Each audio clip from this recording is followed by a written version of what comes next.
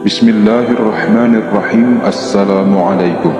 Pada bulan Februari 2015, Allah berkata padaku dalam mimpi bahwa, Qasim, kamu adalah orang terakhir dari umat Muhammad sallallahu alaihi wasallam yang akan mati di muka bumi ini.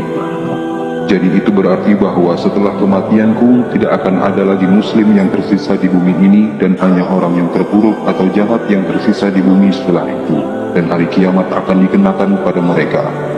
Dalam mimpi yang lain, Allah subhanahu wa ta'ala berkata bahwa, Qasim, aku akan memenuhi semua janji-janjiku dalam 13 tahun ke depan, yaitu janji yang aku telah buat denganmu. Nabi Muhammad SAW berkata padaku di dalam mimpiku, Qasim anakku, jangan pernah hilang harapan, kamu sangat dekat dengan takdirmu. Allah subhanahu wa ta'ala menolongmu anakku, tunggulah sebentar lagi. Pada 10 April 2015, Muhammad SAW berkata padaku dalam mimpi, anakku, hari kiamat tidak akan terjadi sampai 4 tanda besar kiamat muncul, dan Qasim, tanda besar pertama adalah kemunculan dirimu.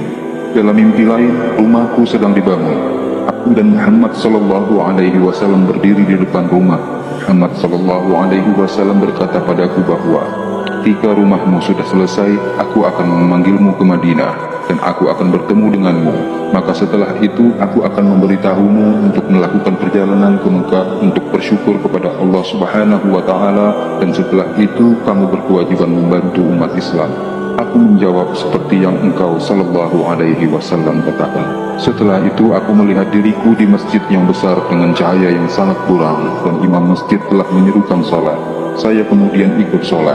Setelah selesai sholat, beberapa orang memandangku dan berkata padaku bahwa mereka dengan jelas melihat cahaya yang datang dari tubuhku. Aku berkata ke mereka, jadi apa? Kemudian mereka berkata padaku bahwa, seperti yang Anda lihat, kami hidup dalam kegelapan, dan kegelapan ini semakin hari semakin gelap. Jadi tolong kami, karena Anda mempunyai cahaya.